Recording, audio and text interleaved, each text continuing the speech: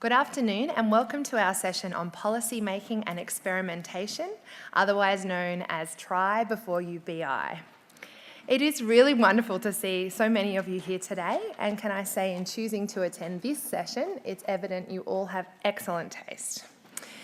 My name is Jacqui and I work at BETA, the Behavioural Economics team of the Australian Government. I'm really pleased to be facilitating this session today because experimentation in public policy is something I'm personally passionate about and one of the key things that led me to choose to come and work at BETA. In this session, our speakers will explore why we should experiment with policy, what a randomised controlled trial is, and why this method of evaluation is the BI practitioner's preferred tool to test what works. We'll also talk about how you can run a randomised controlled trial in a policy setting and why RCTs aren't used by all agencies all of the time. For today's session, we'll have three speakers: Harry Greenwell, Jayne Russell, and Alex Gyani. After their presentations, our speakers will also be joined by Lisa Cameron for a panel discussion where we, the audience, can ask our questions. So it gives me great pleasure to introduce our first speaker for this afternoon's session, Harry Greenwell. Harry Greenwell, I'll give you a little blurb, just a quick one. Harry Greenwell is a senior advisor at BETA who leads our trial design and evaluation team and is responsible for the rigorous evaluation of BETA's applications of behavioural insights. Harry is particularly interested in standards for transparency and rigour in experimental evaluations. In his previous role at the Australian Treasury, Harry worked on a range of economic policy issues, having a background in economics, mathematics, and philosophy. Please join me in welcoming Harry to the stage.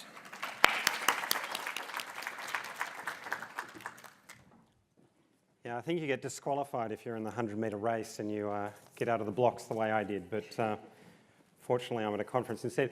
I'm delighted to be here. I'm particularly delighted to be speaking at a session on policy making and experimentation because it really brings together the two things that I find most interesting about the BX conferences and about working in behavioural insights.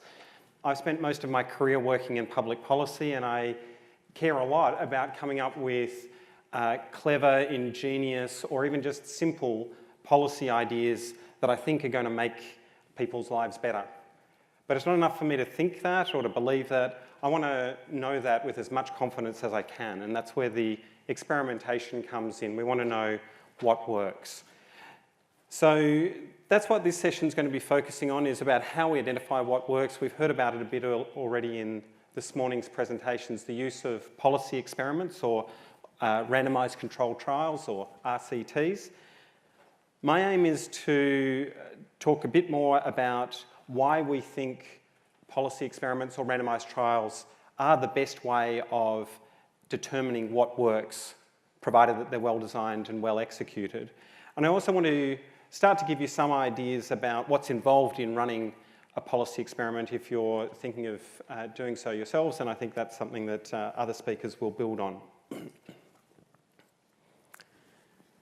So to start with, I just want to get a couple of points of terminology out of the way. Sometimes I'm going to talk about a policy, sometimes I'm going to talk about an intervention, sometimes I'm going to talk about a treatment. I'm really just meaning those terms, using those terms to mean the same thing. And what we're interested in is knowing, did our policy work? If we observe a change, was that change due to the policy or was it due to something else that was going on? The challenge that we have is that if we're looking at an individual and what happened to them, they earned extra income, they found a job, they attended an education program. After we introduced a policy, we can't rerun history and find out what would have happened had they not received a policy. We can either observe we observe what happened, we can't observe what would have happened. But for causal inferences, that's really what we need to draw our conclusions. That's our fundamental problem of causal inference. So the first step in our solution to this problem is to construct a comparison group. So we have our treatment group that receives the policy and then a comparison group that does not. So for example, we could imagine that we're trying to assist job seekers to find work, we introduce some sort of a training program for them. And we have a look at how well they go with finding jobs 3 or 6 months later, compared with a group of people who did not receive the training. So, provided we've compared the average outcomes for the group that received the training with the average outcomes who did not receive the training, we've now got an estimate of the impact of the training program. Whether that's a good estimate or not depends crucially on whether we've found a suitable comparison group. Excuse me. So, the thing we worry about as soon as we construct a comparison group, of course, is that there may be systematic differences between those who received the training and those who did not. The perhaps obvious one is that the people who didn't receive the training, if they chose not to participate, they might be less motivated, less interested in those sorts of things. That motivation might flow through to their job applications or their job search efforts. So it may be that they do less well in finding jobs, not because of the lack of the training, but because of the lack of motivation. And so our estimate of the effect of the training would be biased upwards because, in fact, there's a systematic difference between these two groups. It's the relative motivation of the treatment group as against the control. So our key problem now has become one of how to strip out this bias that can creep into our estimates of the effect of a policy, the effect of a program, the effect of a treatment. And the answer, as you would have guessed, is that we seek to randomise. And the way that this looks, and I'm just going to pause and give an acknowledgement to colleagues in the behavioural insights team. This diagram seems to have just taken the sort of RCT world by storm. I see it all over the place, and I didn't think I could do better. What you can imagine here is we start off with our population of interest, those who are eligible for the job seeker training program. Then instead of searching for a comparison group, we construct a comparison group. We randomly assign some job seekers to get the training and others not to. We introduce the training program and we track the outcomes so that in the final two circles there, you can see that in the top, in the treatment group, 4 out of the 8 have now found work, 50% have found work. In the bottom group, there were 2 people out of 8 who found work anyway, 25%. So we now see that the difference, there's been a 25 percentage point increase in the chance of finding work as a result of the training program. The thing that's crucial about what's going on in this diagram is the way we constructed our control group. By dividing the eligible job seekers randomly, we are setting things up so that we have 2 groups that are as similar as we could want them to be in any relevant characteristic. Some of the observable characteristics like age, gender, education, income levels, but a lot of other things that are going to be hard or perhaps impossible to measure, like their motivation levels, like their personality characteristics, like their childhood upbringing. As long as we've got a sufficiently large sample size, our 2 groups are not going to be identical, but they're going to be very similar in all of these characteristics. That means that if we observe a difference in the outcome between the treatment and the control, we can draw a confident causal conclusion that that difference was due to the training program rather than some other difference between the 2 groups. This is really at the heart of what proponents like me, randomistas, if you like, as they're sometimes called, see as the great virtue of randomised trials, is that we get an unbiased estimate of the effect of a training program or a policy. But I'm just going to pause in my evangelism for a moment to introduce a few notes of caution. You might have noticed at the start that I said randomised trials, when well designed and well executed, are the best way of assessing the impact of a program. There are issues that we need to worry about in the design of trials, and frankly, poor trials are no better than any other evaluation method and should not be given any other weight any greater weight than other methods. So I'm just going to touch on these points very briefly and give you a couple of examples. The first issue we might worry about is the idea of spillovers. So in the example of the training program, imagine that job seekers in the training program learn about how to improve the quality of their CVs, and they talk to some people in the control group who didn't get the training. Those people in the control group also improved their CVs. Now the benefits of the training program, at least in terms of the quality of CVs, is being diluted. We no longer are able to discern the impact of the training, although maybe it appears that it's actually very effective. So there's a number of techniques that we can use to address the concern about spillovers, but that's something we always need to think about when we're designing a randomised trial. Another threat to trial design, and this is pretty critical, is the issue of attrition. Going back to my example, we're now chasing our job seekers up 3 or 6 or even 12 months after the training program's completed to find out whether they found work or not. It's going to be difficult to find all of these people, even if we do manage to contact them. If we contact them with a survey, they may choose not to respond. The thing we worry about is that if we lose some people through non-response or because they're uncontactable in the control group and the treatment group, the characteristics of the people we lose in one group and the other may be different. If we see that differential attrition, we're introducing bias back into our estimates of the effect of the training program, and so we're back in the same sort of world that I described earlier. Again, there are ways of addressing attrition, but it is something that really any time you read about a randomised trial evaluation, you should look for a discussion about how attrition was addressed. The final point that I'd make very briefly, it's not exactly a threat to trial design, but it's more a case of just producing high quality results.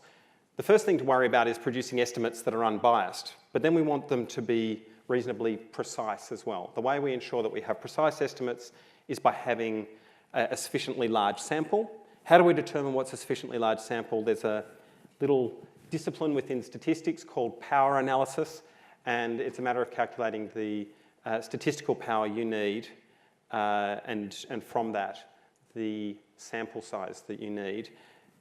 For simple trials, you can find calculators online that will do this. For more complex trials, it's worth getting someone who knows what they're doing, and that includes me. I need to ask other people for help with that.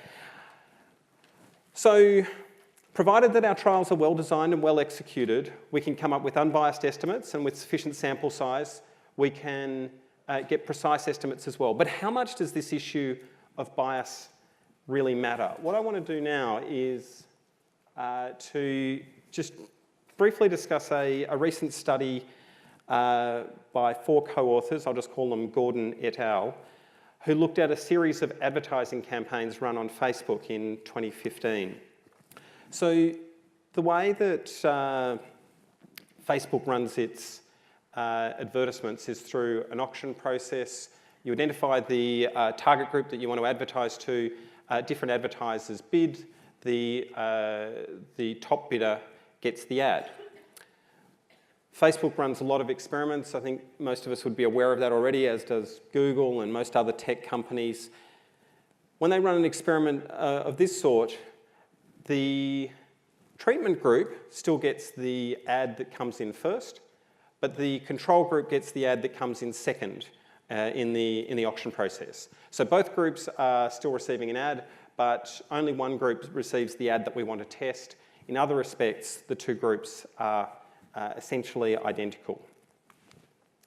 What was really interesting about this study is that they looked at 15 different advertising campaigns. They didn't have a problem with sample size, let me tell you, with like a combined sample of around 500 million users. Yeah, they had pretty good data. They were mostly seeking to measure the outcome you'd be most interested in as an advertiser, which is purchases.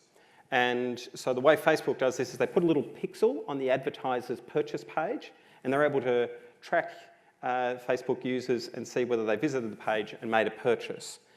So they ran the experiments, they tested the advertisements using randomised trials, then they reran the analysis using a range of other observational methods to see whether they produced similar results. For people who are familiar with some of these methods, they use things like propensity score matching, they used stratification, they used regression adjustment. There are about sort of 6 main methods. They then did other fancy things. So I'm only going to give you a small snapshot of what they found. The first study, you can see in black, the randomised trial found that there was what they call an uplift of 30%. That means that compared to the control group, the group that received the advertisement made 30% more purchases as a result of the advertisement. You then have a look at 3 of the other methods they used to evaluate this advertising campaign. And I've picked 3 of the ones that performed better here. And you can see that they have overestimated the impact by between 50 and 200%. But then we look at the last of the 15 studies that they evaluated, and the results were effectively reversed. The randomised trial still found a small positive effect from the advertising campaign, and for those who are interested, that was statistically significant at a conventional threshold of 95%. But 3 of the better performing alternatives all found not only an underestimate, but the reverse effect. They got the direction of the effect wrong. They found that the advertising campaign actually backfired. These results aren't quite typical. Overall, the observational studies, the alternatives to the randomised trial, tended to overestimate impact, but some of them, like the last one I showed you, would underestimate the impact. The other thing that was reasonably typical is that at least out of the 14 studies that focused on purchases, there were some other outcomes that they looked at, but of the 14 studies that measured purchases, half of them had estimates that were wrong by a factor of 3 times or more compared to the randomised trial. And finally, across the suite of different methods that they compared with the randomised trial, none of those was found to be consistently superior to the others, so that we could say, all right, well, we know that propensity score matching introduces a little bit of bias, but at least we know that it's better than the rest. What this tells me is that we really need to worry when we look at, we really need to worry about bias, the point that I started with, because even with rich data sets, with lots of variables, with a huge sample size, with a range of different sophisticated econometric techniques, these authors were still unable to reproduce anything close to the results that came from a randomised trial. So what I want to conclude with is just a little reflection on some articles that were written within the economics profession. Going back 3 decades, Edward Lima wrote a provocative article, "Let's take the con out of econometrics."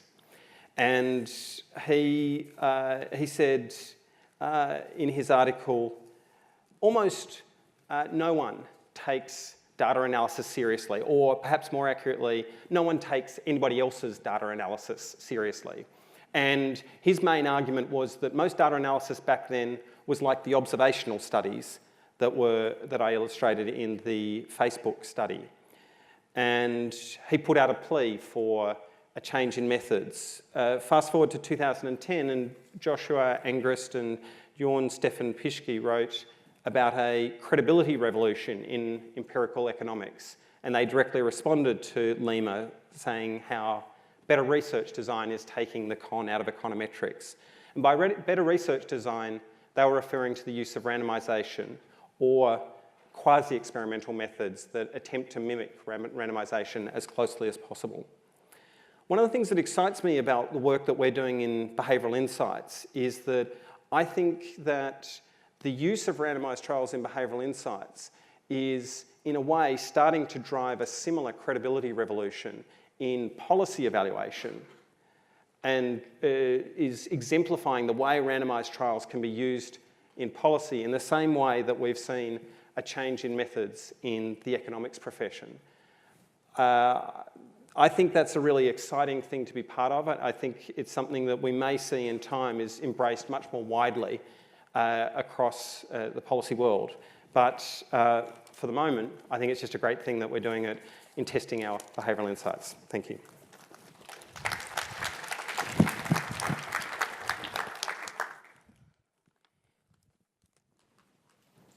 Thank you, Harry.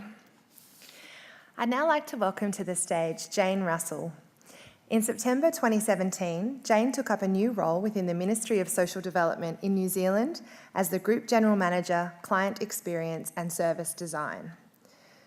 The new business unit of Client Experience and Service Design is responsible for ensuring the voice of the client is embedded in the way they design, develop and deliver services to New Zealanders.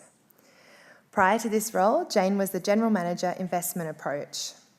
Some of the key aspects of the investment approach were the introduction of actuarial modelling to establish the lifetime costs of the welfare system, a clear investment strategy to ensure all work and income funding is optimally directed towards improving client outcomes, and a rigorous monitoring and evaluation of the effectiveness of services and supports in improving client outcomes. Please join me in welcoming Jayne to the stage.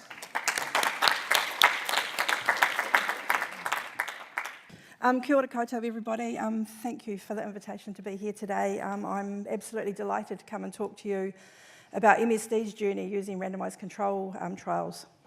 Our journey with big data started in about 2012, and we started with an actuarial valuation of the entire welfare system. So ours looks a bit different to the Aussie version. You guys include super and students, I believe, and have some $1 trillion forward cost. The joys of living in a country of only 4 million people means your liability is much less. So we only have an actuarial valuation of the working age population. And the first one sat around $76 billion in forward liability. So a much smaller number to bring down when that is the goal of your organisation. So just to understand a little bit about my role, so I'm not a technical expert in RCTs, but I've worked in ops for all my life, and I work for our service delivery arm, which is the front line of the Ministry of Social Development. So we provide income and employment services to working age New Zealanders across a distributed network of 123 service centres. So from the centre, we are sending out our policy change, and had a fascinating session earlier about how the pointy end of all implementation ends up in the front line and the challenges that brings. So our journey into RCTs. So behind me is the 2016 valuation, and what you do when you start to see this kind of data is you can't walk away from it. When you know that the future liability cost associated with clients, and in our world, I'll interface liability with just receiving benefits for way too long. The term is interchangeable. When you see that some clients are likely to spend on average about 8 years in time on benefit, and some are going to receive 14, it forced us to change our delivery model. Because what we did prior to this kind of data, even though we probably intrinsically knew at the front line there was more we could do for more clients, we finally had some evidence. And what we did was, instead of just working with job seekers who had kind of levers in the benefit system through obligations to return to work, we changed our model entirely to start working with sole parents and clients with health conditions and disability, to those that can and wanted to work. You can't have a kind of model where your most at-risk clients are the youth of New Zealand and just keep working with job seekers. So we changed our service delivery model, and we went from this one-size-fits-all model to a differentiated service using client segmentation, trying to stream clients into the centre or out to our sites for those that needed our help the most. And so we moved from the single service model right to this distributed network, and active case management services were provided for up to 120,000 working age New Zealanders from Kaitaia to Bluff. When we put the model into place, we went about putting in our very first RCT.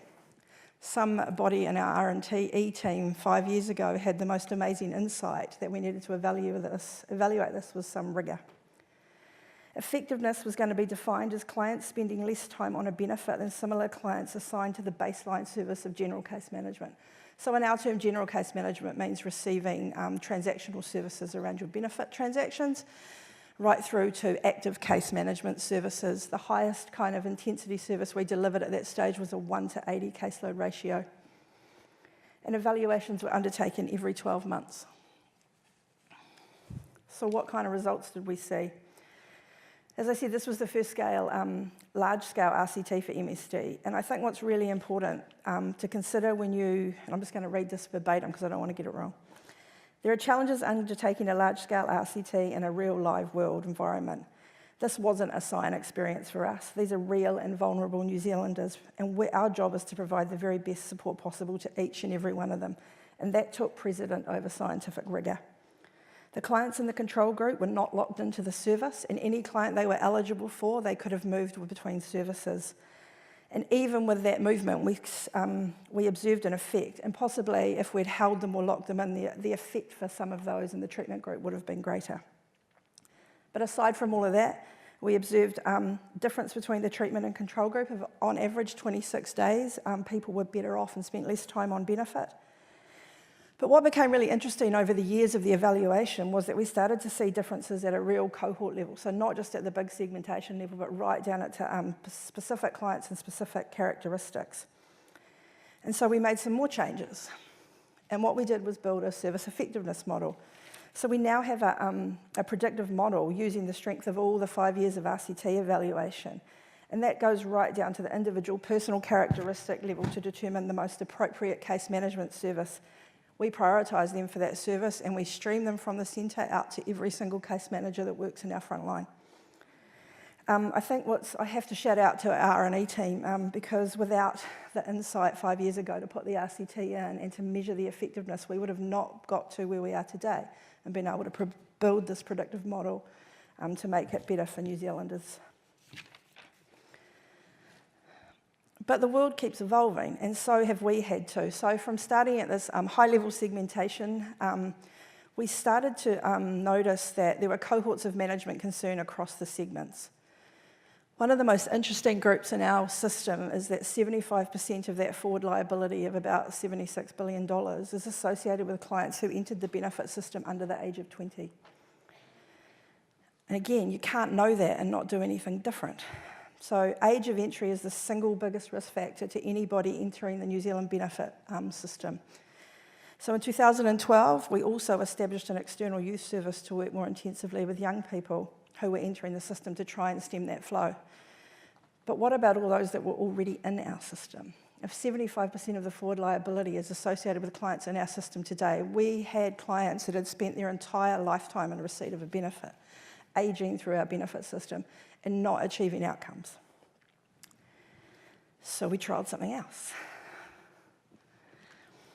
All of the research we conducted into the cohort of early entrants, as we describe them, just highlighted the complexity and ongoing disadvantage for this group. Most of them had interaction with child, youth and family services as children, so that's some sort of notification of not being well cared for as a child. Heaps of them had interactions with the youth justice system and the criminal justice system as they aged. Many had been raised in benefit-dependent households, and many were living in public housing. And what was really alarming, that these variables had consisted not only obviously in youth, but had carried this disadvantage through into adulthood. And so we knew that our traditional case management services were less effective for these guys because of the quality of the RCT. And so we were able to say what we were doing wasn't good enough and we needed to do more. So we commenced a new trial called Intensive Client Support, and this represented a new and innovative approach to case management for service delivery. We selected 5 locations, so really small trial, 240 clients in the original pilot. 5 locations were selected, and you had to have a big enough cohort of this population to get cracking, because we prayed that, the 40 that went in first weren't the only 40 we were going to need. We were going to need to replace them as they went to work. So we needed about 200 in a specific service centre to commence the trial. The trial had a really strong RCT design of 1-to-1. So 1 person into the intensive client support and 1 into any other service they were eligible for. Caseloads were set at 1-to-40 compared to our next most intensive service at 1-to-80. And not only was the design matched 1-to-1 by cohort, it was matched at the site level. New Zealand has as you guys do here, have great, we don't quite the scale of geography, But, you know, we've got some small rural towns and some reasonably sized metropolitan areas, nowhere near the size of metropolitan areas you have here. But there's lots of scale, and so we wanted to make sure we were also matching at the site level. And the trial commenced in March 2015. And what have we learnt from the 12 and the 24-month impact evaluations? We centred 2 cohorts. We split them by age, so 20 to 24, and then a 25 to 39. The only reason we go to 39 is that's how long our valuation data is. So we can only track those variables back that far because it's as long as the data exists for. So evaluations at 12 and 24 months showed the trial was having significant impacts for older cohorts, but not so much for the younger ones. And I think it's important to note, and we've kind of pondered on this since the results started coming out, that while the result isn't significantly, it's not better or worse than what they might get in any other service. So like this RCT and our service delivery model, clients in the control group can receive any other service. And because of the high forward liability of youth, they go into our more intensive services anyway. So the differential service they were receiving wasn't too far apart. So good results from the quant work, but more importantly, as important, is the qualitative and the case study work with individual clients and staff who were receiving the service. Clients loved it. The relationship established with their case manager became a critical part of the trial's success. And part of that, we think, is down to the size of the caseload.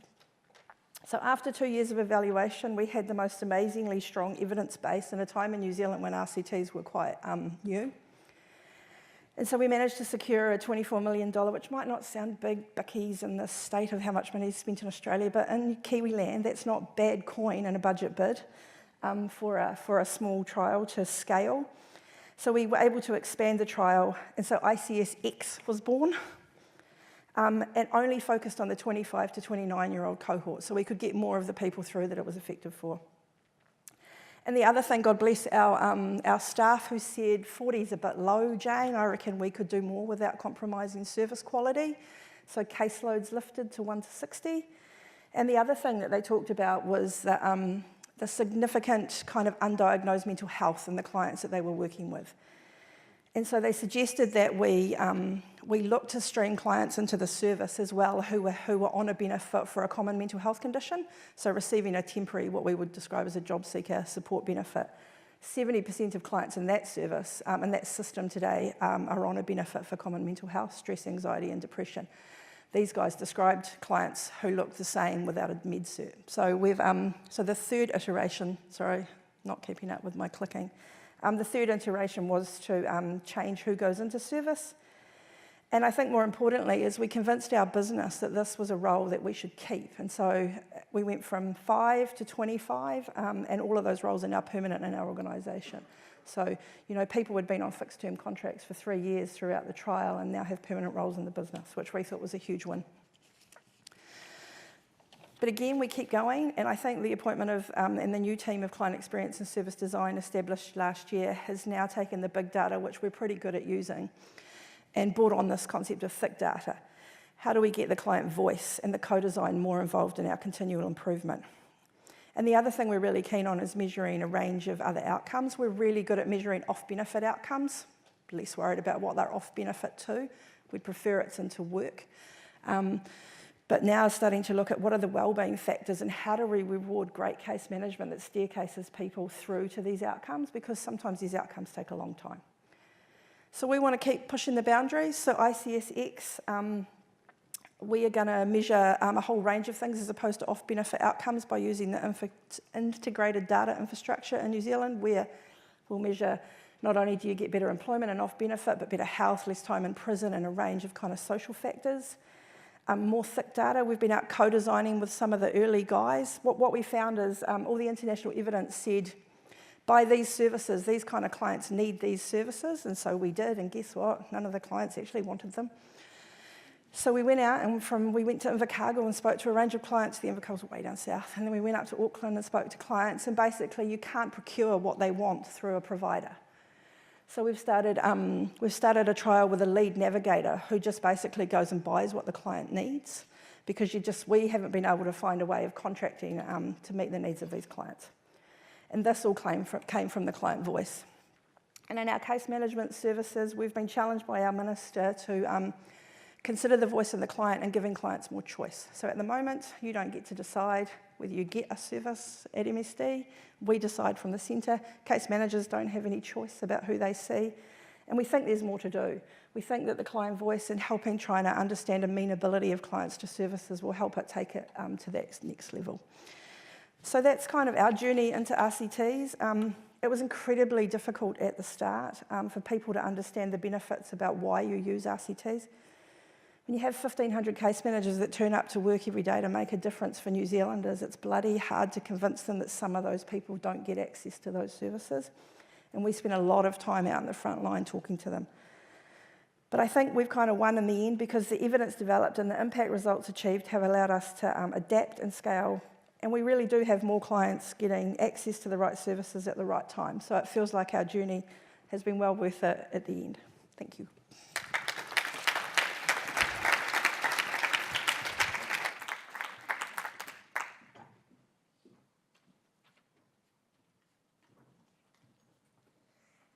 Thank you, Jayne. I'd now like to introduce our final speaker for this session, Alex Gyani. Alex is a principal advisor within the Behavioural Insights team here in Australia. Based in Sydney, so Alex has travelled the furthest today, he leads the research and evaluation functions of BIT Asia Pacific, providing oversight of the team's trials and evaluations in the region, as well as providing technical advice on how to run pragmatic RCTs in government. Alex has led and supported projects on a wide range of areas, including childhood obesity, workers' compensation, social housing, domestic violence, homelessness, and employment.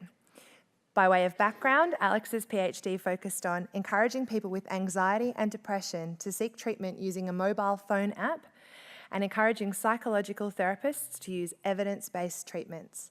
Please join me in welcoming Alex to the stage.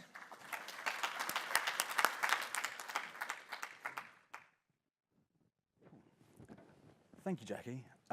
So I was here in 2014 for the first behavioural exchange, and the idea that we would have a session on policy experimentation in the biggest room in the house was absolutely preposterous. And I think it's really, really important to know, first of all, say thank you to you guys, because unless we create that audience and we put actually, it's not quite pressure, but really demand that we are using experimental methods in policy making, then we're not going to get there. And I think it's really important, just the fact that we're in this room, that we are making progress, and that's great to see. So I'm going to talk about a few things, but before I get to them, I want to acknowledge the traditional custodians of this land on which we meet, the Gadigal people of the Eora Nation, and pay my respects to elders past, present, and future. So, what I'd like to talk about is why are RCTs so popular in BI? I think one of the great things that has come through the use of behavioural insights is the fact that we are talking about experimental methods and we're really focused on what works. Now, lots of other disciplines do that, but I think this has really been at the forefront of BI. So I want to unpack that a little bit. And then also think about how we might respond to what critics are still out there when it comes to using RCTs.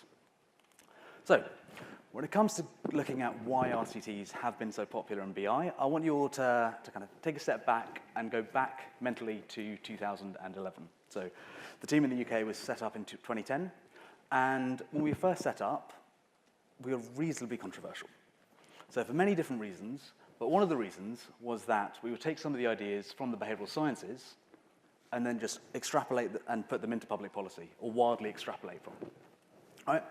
Now, that is actually a criticism worth engaging in. And at the time, we were actually running some of our first RCTs, but they weren't public yet. So if we want to think about why it's worth engaging in that criticism, it's worth thinking about how do we normally take research findings and implement them into public policy. So what we might have is a basic science theory. So we might have an idea about how human behavior might be altered. Now, because we're talking about behavioral sciences, why don't we use a behavioral one and say descriptive norms affect people's behavior? But it could be any sort of theory that we might have. It could be expected utility theory, whatever you want. And then what we might do is we might think about how do we implement this into policy? So we might have some other sort of lab experiments that have established why we might think this theory. So psychologists have a history of looking at really fundamental questions about human behavior in really banal ways. So we had Solomon Asch's work looking at actually people making judgments about straight lines. And from that, we got a basic understanding of the fact that actually social norms matter and people do respond to other people in the room and how other people make judgments. So we can see that that behavior plays out in the lab. So know that that is something that actually does affect people's behavior. But if we want to take that further and then look at outcomes in real life outside of the lab, then what we can do is we can basically have this idea that norms are likely to encourage people to pay their tax on time, but we aren't directly testing it, right? If we take that idea and we just transpose it into the policy-making setting, we're not really testing it directly, and there's basically this assumption that if it worked in the lab, then it would work in the field. But there's always that doubt. There's always that doubt in your mind that maybe it doesn't work. Maybe it's the case that the undergraduates that we tested that on aren't the same as the people who aren't paying their tax. It's the same when we came over to Australia. Even when we've done some work in the UK, there's this general assumption that Aussies are quite different to Brits. Now, I'll leave you guys to make up your mind if that's true in general, but in a lot of the work that we found, it is the case. But it's important to test that and really get to the answer of that. So, when we first tried it in the UK, and this is probably the example that many people know when it comes to BI, the fact that if you put 9 out of 10 people pay their tax on time, then it gets people to pay their tax. It's used so often, it does almost feel like 9 out of 10 tax authorities are using this in their general working. In fact, if you got the train today, you would have seen that 9 out of 10 people pay their fines on time on the train. It's a really powerful tool, and that's why it should be out there. But it's worth going back again and saying when we first devised this intervention, Her Majesty's Revenue and Customs had done quite a lot of work asking people whether or not they cared about their neighbours, and they cared about whether or not telling them that 9 out of 10 people pay their tax on time actually does change their behaviour. And British people said, don't care. It's not going to affect my behaviour. What I want is more fines, right? That's going to get people to pay their taxes. Lo and behold, we didn't test the fines, but what we found was that those social norms were really, really important. Those social norms really, really worked. And what that meant is that HMRC could go back and think about how do we use these norms more broadly. And in fact, the theory that we're almost testing there was, do behavioral methods work in the field? And by using the RCTs, we're able to test that and get that evidence to show that it's worth looking at this stuff. It matters.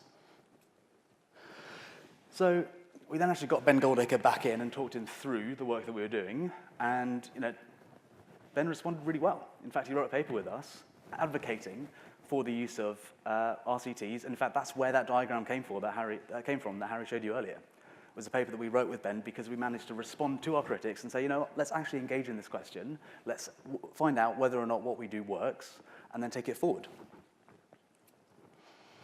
And what's really interesting as well is that, we managed to demonstrate that these methods work. But through all the trials that we've run here, in the UK, in the US, and New Zealand, actually, when you run these trials and you give them back to the people who have been developing and co-designing those interventions with you, what they get is a sense that what they do matters.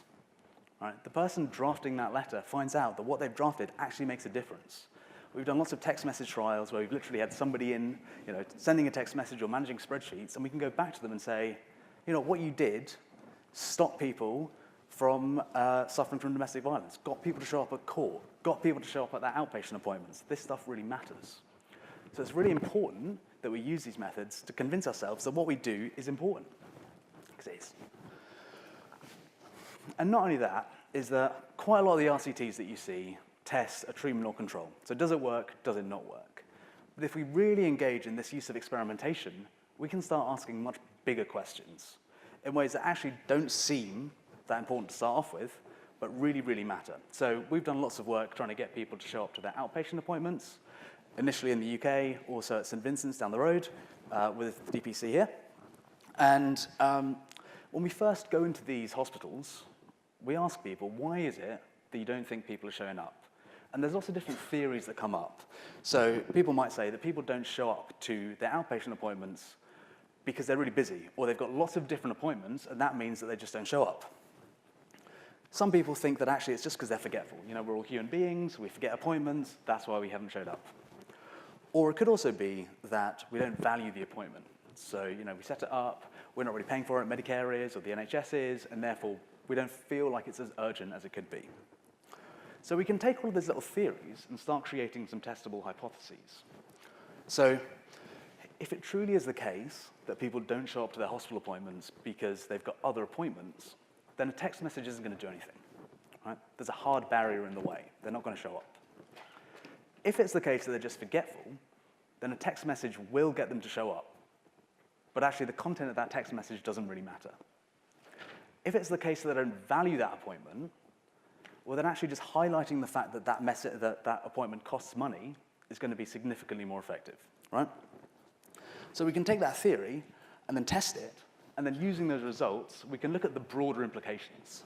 So if it's really the case that a text message has no impact, then maybe we should look at setting up a scheduling system, right? That'll get at that key issue that we flagged at the start. If it's really the case that people are just forgetful, then we should just send them lots of messages, right? But if it's really the case that they don't value that appointment, then that text message isn't the only thing that we can send to them. We can set up a much broader media campaign. We can emphasize the fact that this matters. So you can see how quite a simple example can actually test some really big questions and actually engage a lot of people. So it's only when you start thinking about these bigger questions that you can really get that senior buy-in, because then you can say, what next? A lot of trials will tell you what happened previously, but unless we focus on what next, what are the implications, then we're not going to get that broader adoption.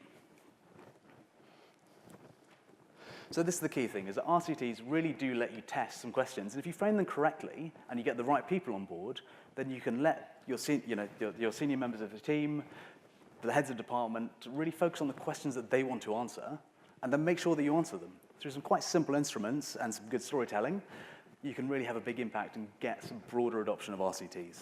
But unless you're asking the right question, no one really cares. So hopefully there's been some arguments there for testing. I'm going to give you a few more before I'm out. Mainly, first of all, that we don't really know what works. I think quite often we might, there was a question actually this morning during Cass's session saying, RCTs are quite difficult, but the key is that if you're actually asking a question where we don't know what works, then it's really worth testing this out properly. There could be huge public benefits. There's so much money spent on programs that people think might work, but we haven't actually tested it out, and there are some big ethical questions about that. And finally, tests can be cost effective. I feel sometimes we shot ourselves in the foot by saying RCTs are really cheap and easy, you can do them, and then people ask for help. It's like, well, actually, maybe the way that we designed it here isn't actually that cheap or that easy. But there are some important things that you can look at to make them cheaper and easier. So first of all, use admin data wherever possible. Government has so much of it. And in fact, it feels like most of my life is spent going through essentially government assets and saying, no, this is actually really valuable. We can use that and test it out and trial it. But it's really important that we do that. It's much cheaper than sending out armies of RAs who will probably misrecord data and actually aren't getting to the key questions. Because if you're collecting it on an administrative level, that means that someone's already looking at it and it's meaningful. So make sure you use that data properly. So, a quick example, quite a famous example, the Scared Straight program. Are people aware of the Scared Straight program? Hands up if you are. Yeah, decent smattering. It is actually quite hard to see you guys, but cool, I saw enough hands. So basically, the idea behind the Scared Straight program is that you took a juvenile delinquent, as they're called in the literature, which kind of sounds like a West Side Story kind of thing, but it was somebody who was sort of off, heading on the wrong track when it came to their behavior. And what you did was you took this person and you put them in a prison and you showed them a gentleman, as shown here, who would then scare them straight. So basically say, you don't want to be here, this is not very nice. And it was rolled out really, really broadly. So it started off in the US and scaled out to places like Australia, Germany, across Europe, lots of different jurisdictions. And in fact, in Maryland, they got it so well scaled, they got the cost down to $1 a kid. So you can see how effective that mechanism was. The issue was that when they did some further evaluation, that actually people who'd received the Scared Straight program were actually more likely to commit crime further down the track. And this is really important, and actually we often use these examples and they lose their meaning. But the thing is, with this program here, we ruined people's lives as policymakers by sending them to a program that sounded so great, but actually it wasn't. So it's really important that we do test out what works. And the key thing here is that quite often Scared Straight comes up and again for a viable policy option. I look at the papers and every year you can see it come up there. In fact, Disney made a documentary about it like 5 years ago. And unless we put in some RCTs and actually test out what works, we can stop this constant spinning round of ideas. In fact, so many times have we been in meetings working with frontline staff, and they say, oh yeah, but as soon as we finish this RCT, then actually we're just going to go back to what the previous government wanted, right? That conversation happens really often until we can say, look, we're going to get some real evidence down, we're going to show you that this does or doesn't work, and then we can move forward. And it's only through that that we can actually move forward. So before we can move forward, one of the key things is we need to realize that actually we haven't got all the answers. This is really tough. So policymakers, particularly of the big political kind, they get voted in because they come in with an answer. And it's quite difficult to then say, actually, maybe we don't know what quite the answer is. We need to test it out. But it is important that we find a good line to say, actually, where are the limits of our knowledge? What are the interesting questions that we still want to test and then take it forward? One of the things that comes up quite often is the ethics of testing. I think it is also worth recognizing the fact that testing a policy without knowing whether or not it works has some ethical issues, and we need to consider that. And also whether or not withholding a policy that we know works is also ethical, particularly from certain groups. So, in summary, I think RCTs have been really popular because we needed to test out whether or not it's worth doing it.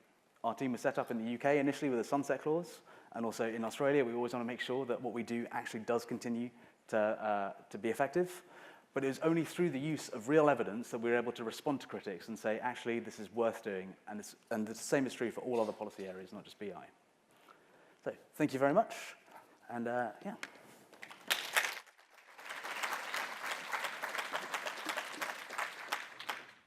Thank you, Alex, and thank you to all of our speakers. I hope that gave you some food for thought about why we should try before we BI.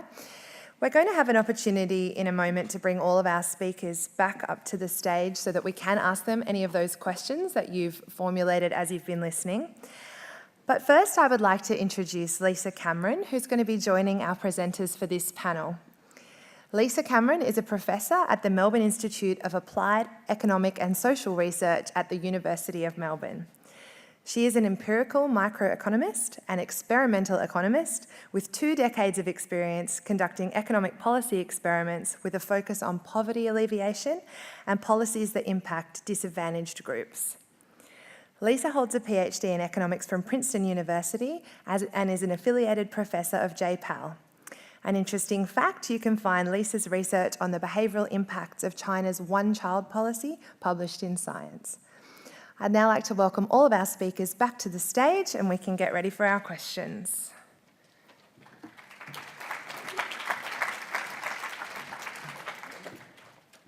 We do have 2 roving microphones in the room, so if you have a question, you can pop your hand up.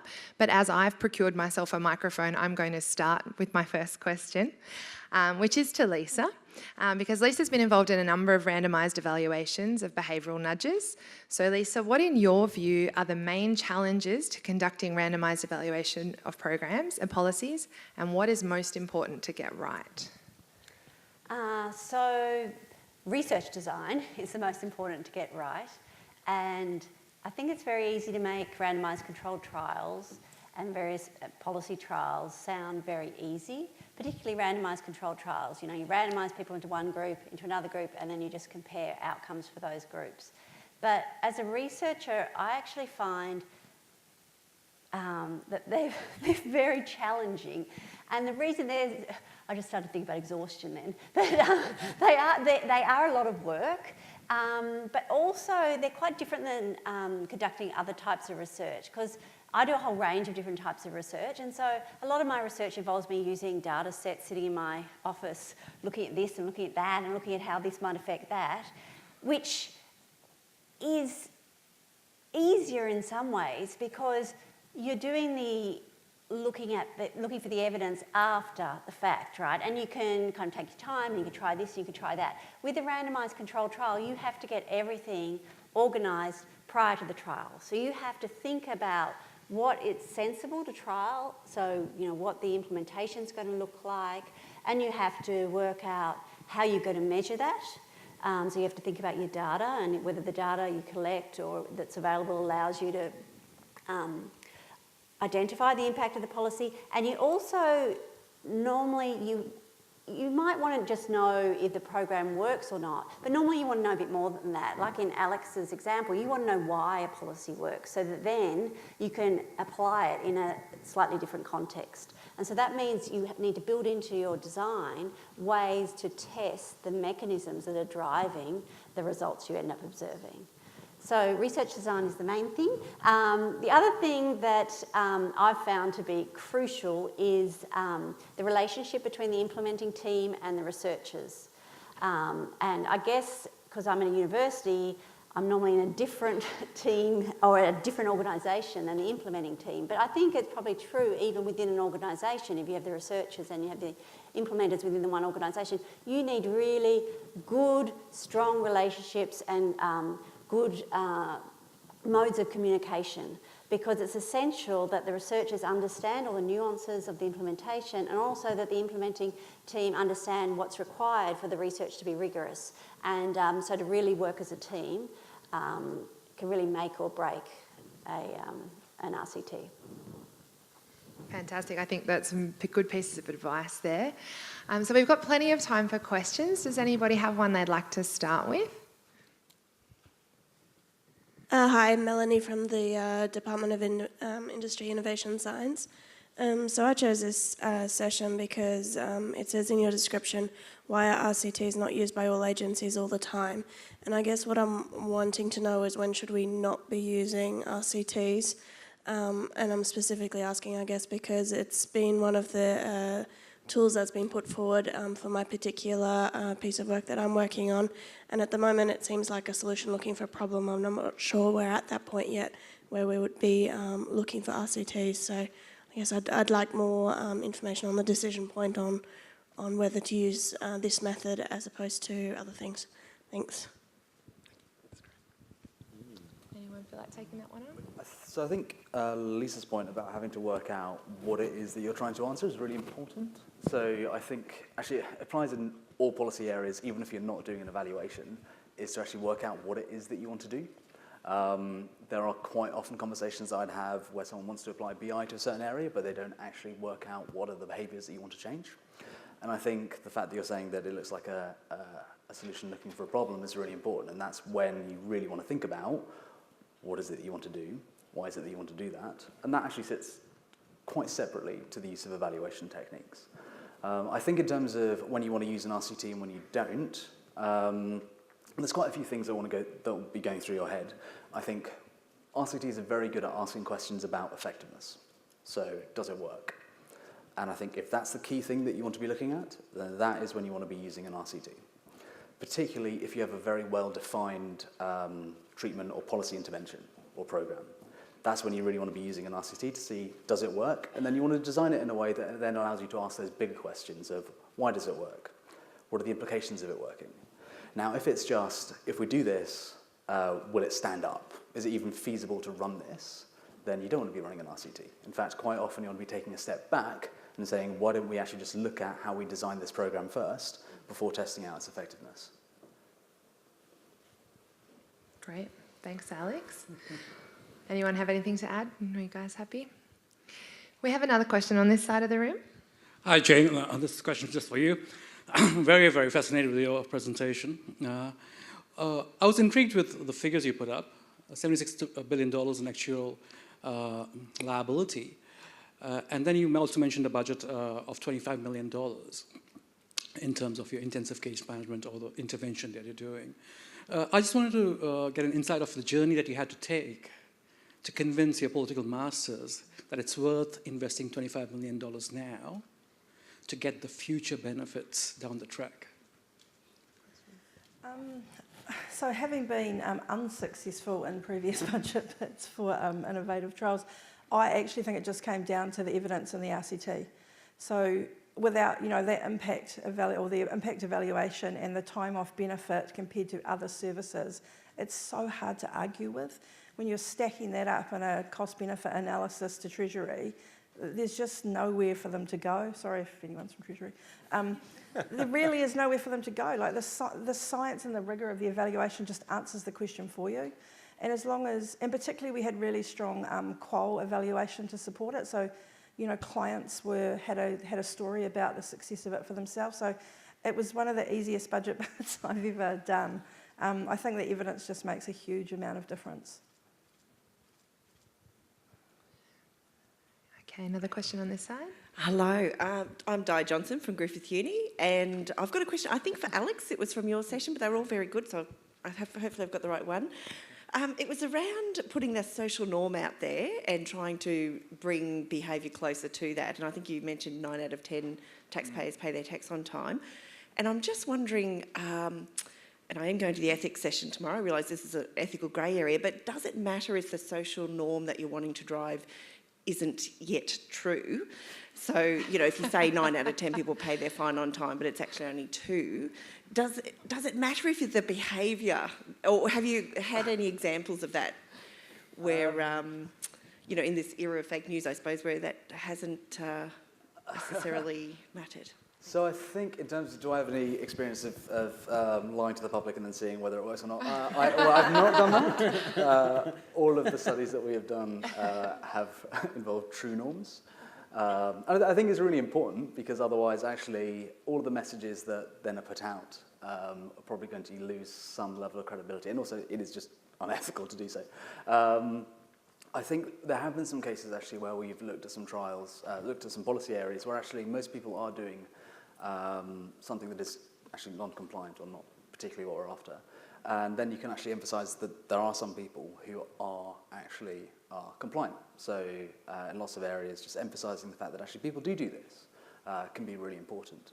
So I think that there are ways of actually making sure that you can use those social norms in different ways to emphasise that good behaviour is happening. But in terms of testing whether or not inaccurate norms have an impact, I don't know anything from my own work that would tell that.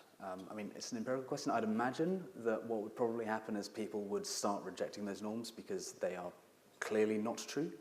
And actually, the more obvious it is that they're not true, then actually people will stop doing them. But yeah.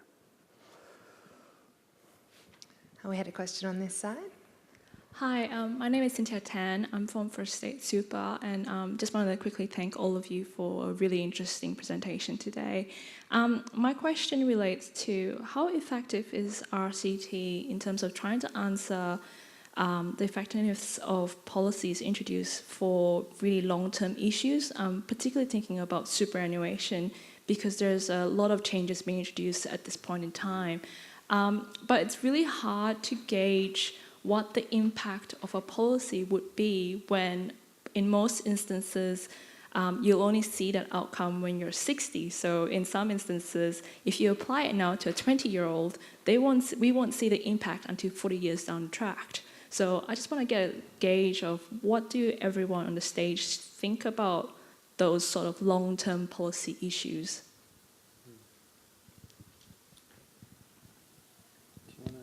Talk about your experience. You've run some fairly long-running trials. Yeah, so this is an issue that's discussed, and it can be thought to be a criticism of RCTs. And so there's growing interest in doing longer-term trials, and there are some very long-term trials. But of course, the longer the trial, the higher the probability that you're going to lose track of people in your control and treatment groups. So that's a challenge.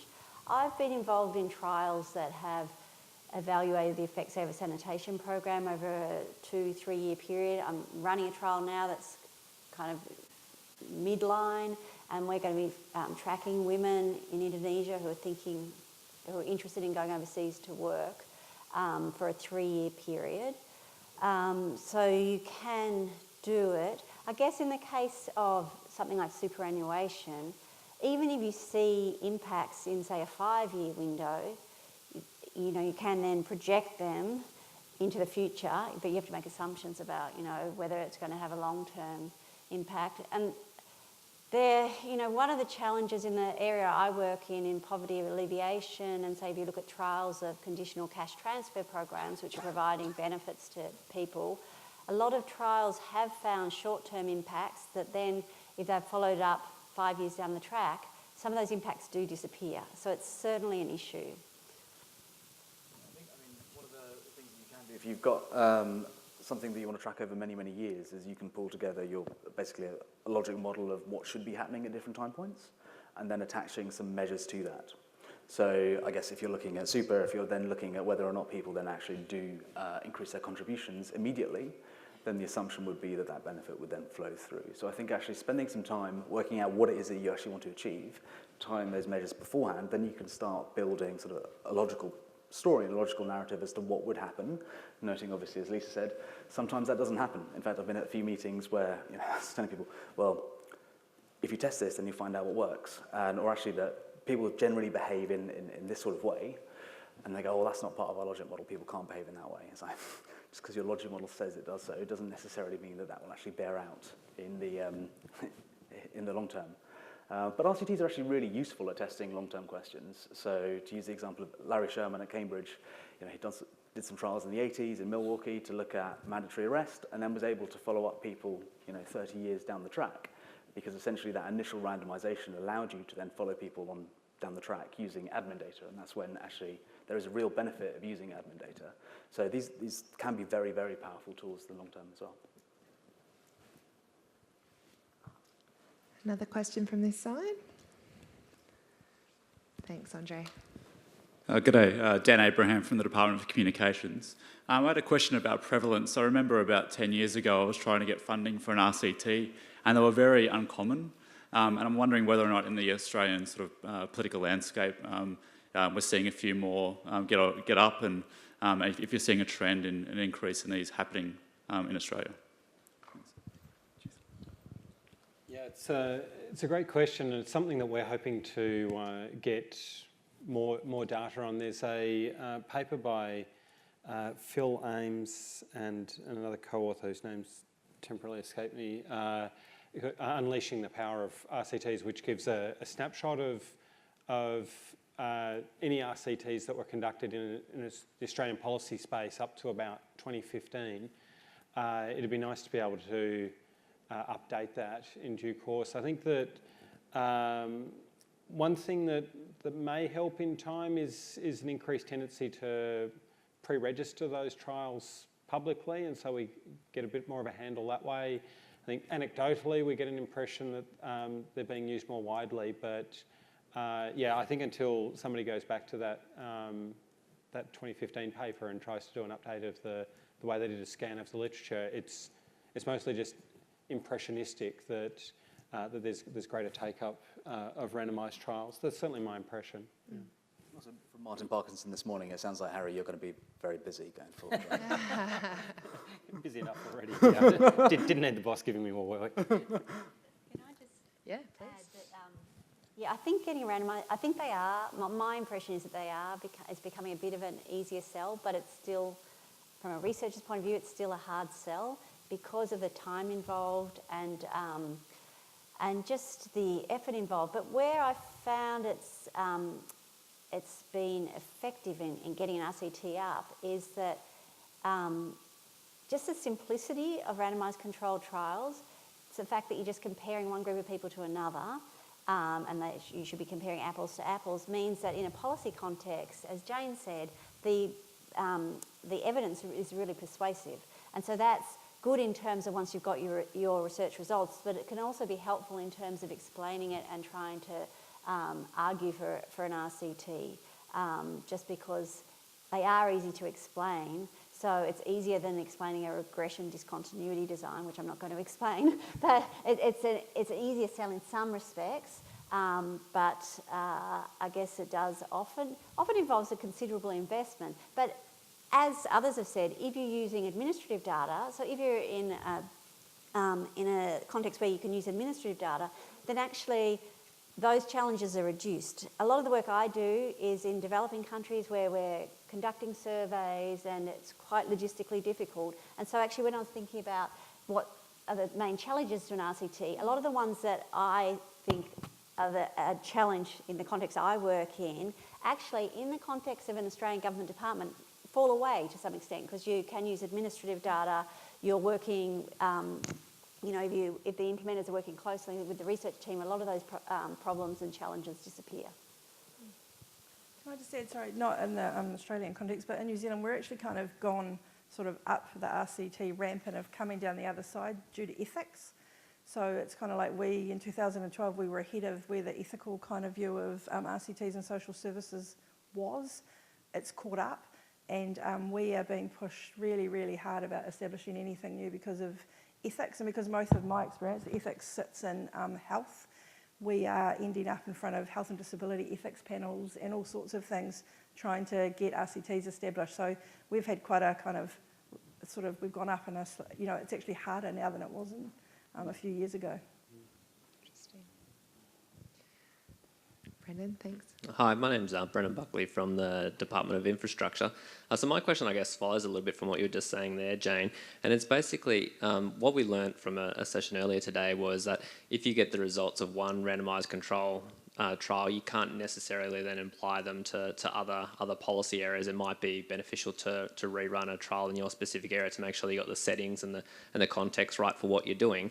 But I was just wondering about that happening if sort of in the reverse effect, where a trial has been done and it proves that you shouldn't take a policy position because of the negative impacts of it, such as the one with putting kids in jail for a day or whatever, just to sort of see if it would work to sort of stop them from going to a life of crime.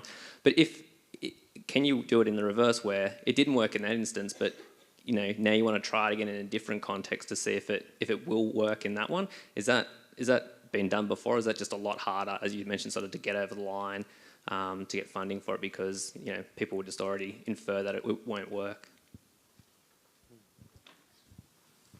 So I think one thing is, I don't know if anyone else, is to really work out what your rationale is.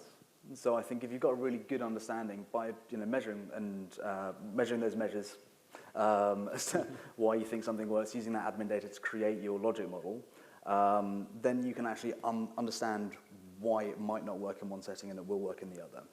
And I think once you've built that case, then it can be a lot easier to say, you know what, this hasn't quite worked in that setting, or this has worked in that setting. We think it might work in a different setting. It's quite difficult without any specifics. Then you can start actually unpacking it and then building the case for it. I mean, I think the interesting thing is quite often actually you can have the evidence for something working and it not scale up. And actually there's a session this morning about that. And we've also found the reverse is true. So we've done an RCT, and actually we found that people want to scale it because they really like the new processes. But actually on the question of effectiveness, didn't really stand up to scrutiny. And I think that's also an interesting thing as to why that is the case and why policy is made in that manner. Can I add a couple of thoughts on that? I guess one thing about if you're going to run a randomised trial and then worry about these issues about transporting the results is thinking very carefully about describing the context and the population that the original trial is on. And sometimes I think one of the things that's neglected is that you get a lot of attention on the design of the trial itself and less description about the population or the context in which that trial was conducted, so that you then have some idea about whether there are noticeable differences between the area where the trial was conducted and the context in which it was conducted and where you're hoping to apply it to in future. So I think that that's something that's a bit of a challenge for those of us who are running randomised trials to make sure that that description of context is there. I guess the second point I was just going to make is to draw a distinction between null results and affirmatively negative results. So scared straight, the results were affirmatively negative. We can draw a clear conclusion that that program was backfiring. That's quite different from occasions where we're just unable to draw a clear conclusion about whether a program was effective or not. I think the real risk is that people will hear about null results and they go, that didn't work. And maybe it didn't, or maybe there was insufficient sample size. You want to probe the results a little bit more in those cases, but I think there is a risk that we find that we don't have another go in cases like that, where it might be that context, or it might be just better design or a larger sample, reveals that there is an effect there after all. Yeah, and the key is measuring that to start off with. So the examples where we've seen people scale interventions that haven't worked, it's usually because they like the new processes and actually they feel that their day jobs are a lot easier. And we designed those qualitative insights beforehand, the surveys and questionnaires to build the case for it later. I think the key thing that you want to avoid is where you just say, end of study, and you say more research is needed, but you don't really point out what it is that you need to be looking at, and that's where you can just hit an impasse. I was just going to give an example that I've been involved in where we did an RCT of a sanitation intervention in Indonesia, and it was a very promising concept. It's been used widely around the world, but it hadn't been rigorously evaluated. And then we evaluated it and we didn't find much of an impact. And so the response to that, and that was conducted with the World Bank, that was in Indonesia, and now I'm involved in another RCT in Laos, where we're using the same intervention, and we've got different treatment arms. So we've got a treatment arm which is just that intervention, so we're just looking at the same intervention in a different context. But then we've got other treatment arms that are trying to address some of the difficulties we think that might have been occurring in Indonesia. So one of the things we observed was that very poor households were unable to build toilets. So we have some mechanisms that incentivise the community to support poor households or incentivise poor households to actually build a toilet. And so we're in the middle of testing that. So if you look at, there are quite a few examples where something that seems to be promising then just doesn't produce the results you're expecting, and then people go back and trial different things. Great. We've had so many hands up. Go again, and the microphone runners will run into you. This one just in front of you. Thanks, Andre. Sue Wheeler from Department of Human Services. I've just got a question about the social norms. So even if you use the real social norms, which is hopefully you do, is there a chance that people are going to adapt to that? So if they see it on the train, 9 out of 10 pay the fines, 9 out of 10 pay the tax, do you think that people will adapt to that message? That's my first thing. My second observation is with the scare them straight, we know what doesn't work. I think it'd be interesting if we try the New Zealand model on the populations of interest, as sort of a case management, more of a... Because I think with stories, I can't think of the name of the book, but they were talking about narratives. So people begin to see themselves as people who, I'm trying to think of it in a positive light. I can't think of the study, but it was applying more of a narrative model to people, so they don't see themselves as someone going to prison, they see themselves as a positive outcome. And I think that might work with more of a case management. So sorry, two things in one, so a bit greedy. Yeah, so that we didn't do any... The scared straight work is not ours, absolutely, and I should have actually been much better at attributing that. But I think on the social norms, it applies to lots of different policy interventions that actually, there's always a question of whether or not those results actually do continue on. That question is actually an empirical question that we can answer and test to see actually if we keep testing these new messages out, do they actually stay effective? I think in the case of social norms, it's so built into us that we care about our social networks. And there's almost some evolutionary reasons for that. If you needed to make some quick decisions, you just look around at your immediate family to see actually, should we be running left or should we be running right? Because if you decided, actually, no, I really want to understand what's happening, I'm going to look right where everyone else is running left, then you're going to be eaten by a saber-toothed tiger or whatever and not pass on your genes. So I think a lot of the evidence would suggest that actually social norms are continually effective because it's just built into us as a human beings. I just want to add, we also, so the intensive client support trial, we also applied the success of that into a different cohort, into recently released prisoners. So the case management model also works with a group who 12 weeks before release goes into the prison, exactly the same JD as the other trial, also has a really strong RCT to understand its effectiveness. So they go into jail and work with people 12 weeks before their release and then case manage them on the outside as well if they haven't placed them into work. And again, early results are showing statistically significant impact. So the role in the caseload ratio and the way they are going about their work seems to be starting to transfer across different cohorts.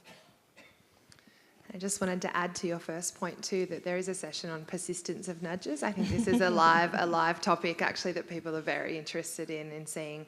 Will there be saturation? Will the messages stop working? So I think that's a really interesting idea. Any more questions from the floor? We've still got about 10 more minutes. One at the front.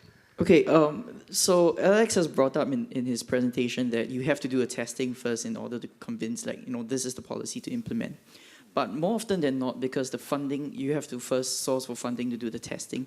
And, in, let's say, the whole government, not everyone is trained in behavioral science. And furthermore, you don't even know whether the test that you're doing actually works. So what would be your suggestions as to how do we even convince people that this is a test worth doing in the first place? So I think one of the key things here is actually working out what questions are people asking themselves is the key thing. So I think the danger is that we come in and say, here's a question that we want answered. If you're doing that as a policymaker, then that's really not the way to approach it. It's basically to understand we as a government are doing lots of different things. Some of those things are really effective. And actually, Jayne, I think it'd be great to hear your thoughts on this question. We're doing lots of different things. How do we know which of those are worth doing, and how do we know which of those aren't worth doing, right? And I think if you go to a team who do a lot of operations work, there will be no shortage of questions that will come out of that. I think that's right?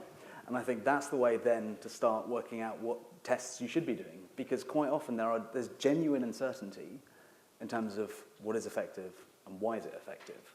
And I think those are the questions that we should start looking at first. It just so happens that through the behavioural sciences, we have a fair understanding, not a perfect understanding, absolutely not. We have a fair understanding of what might be effective and what might solve those problems. And then that's when we start running those trials.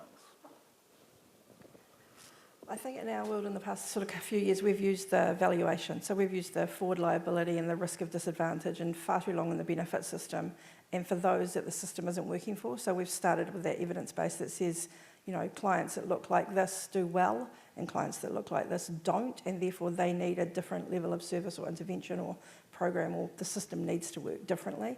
And so we've used that as a base, and I think because we've had some success, we've been given a kind of a, please don't say this anyway, a sort of a slush fund to innovate with and to test and trial. And so every year there's a small portion of the multi-category appropriation, which is how we fund our work. That's kind of for us to do that. But for us, it generally starts with the valuation and those more at risk of long-term benefit receipt than others. That's our starting point. Thank you. I think we have time for a few more questions. Another one there. Hi, David Perrett from Gravity Ideas. So this is a bit of a nerdy one. Sorry, there it goes.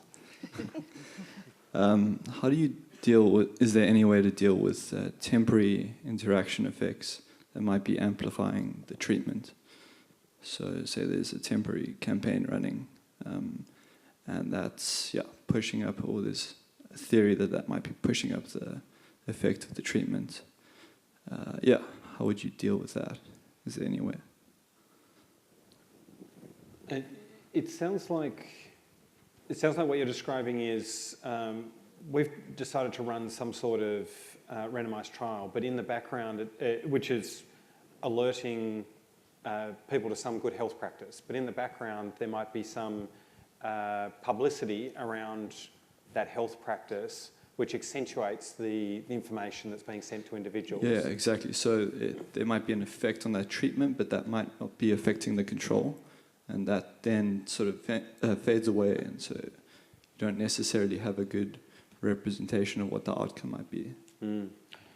This seems like the problem we grapple with around being able to generalise results, and it goes back to the point about understanding the context in which the results have been derived. So being aware that we've run this trial and we've found an effect, or we haven't, but what was going on that was relevant to that treatment, or to the problem we're looking at. So it might be a problem around improving sort of good health practices. As I was saying before, if there is some issue that blows up in the media that suddenly interacts with the treatment in some way, then I think you would hope that would be written up as part of the report, so people could be alive to that. The only way to test how much of an effect that it had would, if you were going to run a trial, would be to try to, have a look at an intersection of several different treatments. So you would have one which was the individually targeted information. Some other people would just get the broader publicity. Some people would be exposed to both, and some would be exposed to neither. But that would require you constructing that beforehand. If something emerges that's outside of your control, I think you just have to acknowledge that that's an external factor that if it's not repeated elsewhere, may limit the generalisability of your results. I don't know if that went to exactly the sort of scenario you were thinking of. Or, okay. Oh, sorry.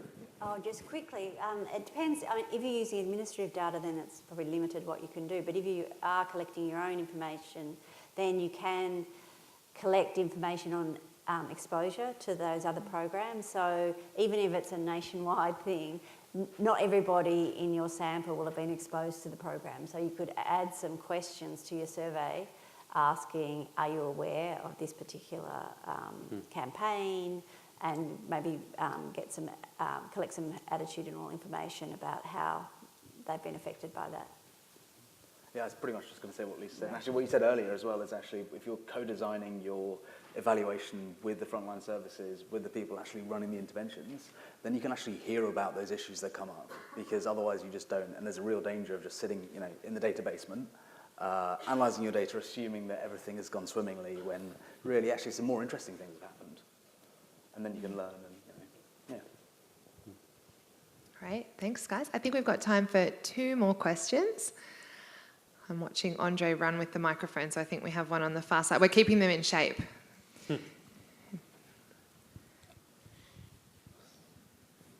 Kane Beckett from Prime Minister and Cabinet. So I should caveat my question by saying that since I work for Martin, I'm a fan.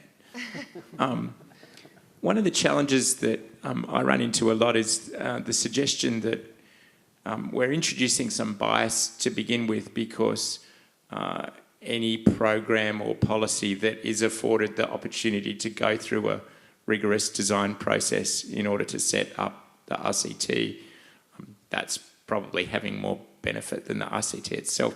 Well, do you have any sort of comeback or suggestions about how to manage that sort of challenge or question that we might get? Sorry, I didn't quite follow. If you've got a policy and you're going through the rigorous process of trying to set up an RCT, that's probably not a fair comparison to a policy where you don't have the opportunity to design it rigorously and make sure you've got your objectives right and so on, where an RCT is not present. Yeah, okay. So I guess we talk about this idea of a control group as our comparison, and it's a question of what support, if any, is being provided to the control group. In some cases it will be nothing, in some cases it will be what we call business as usual. And I think what you're saying is maybe business as usual policy hasn't been reviewed for 10 years. Now we've gone ahead and reviewed the policy, want to test whether the new one's any better. Well, it's just gone through a review, so we hope that we've made some improvements. Yeah, I think one of the challenges we've got in trying to argue that we should apply a randomised control trial to any given policy is that the policy cycle doesn't always lend itself to be able to sit back and design something in a nice way. And so I think there's a little bit of bias that's been suggested around, well, those policies where we've managed to convince our political masters that we should take our time and design it properly are always going to be more successful than those where actually the policy has come down and the implementation needs to follow. So I think that's certainly true for many different, many evaluations where you're testing a big program. I think there's many cases when that isn't true. So I can imagine everyone in the room has had that feeling when you're writing an email and you're like, oh God, how do I start this? I've got 2 sort of ideas I could be using, but I'm not really sure which is the best one to use, right? There are people that write government communications, and actually they have those questions every day. They say, actually, what is it that I should be writing down here? And actually you can run some very quick tests and trials in those instances. And I think those are the areas where actually you can run those nimble trials to see what works. So I think for big evaluations, absolutely, but there are some other areas where actually, we could be doing some very quick and easy evaluations and using RCTs to do so. That's what Google, that's what Amazon, etc. will do.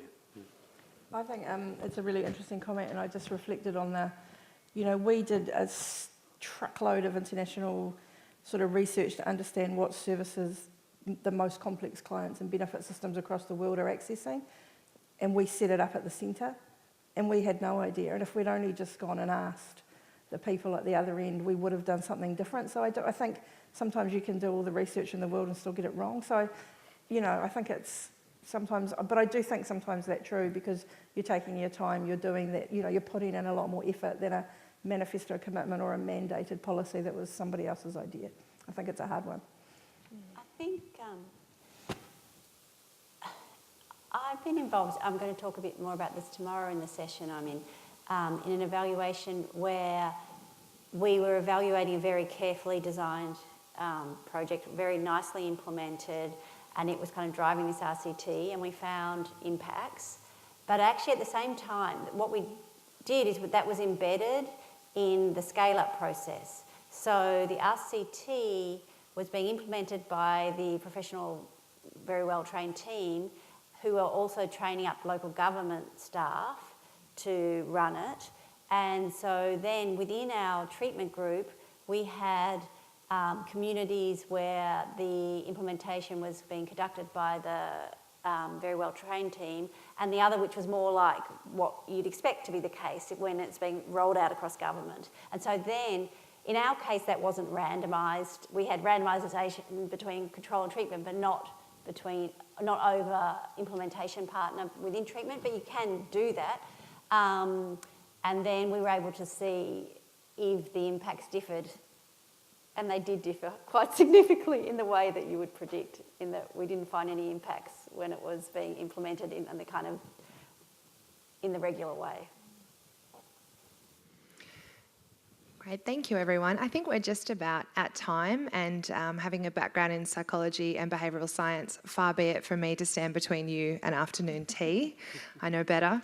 Thank you for being such a wonderfully engaged audience. I have a whole list of questions here that I did not need to use because you were all so fabulous in asking the panellists.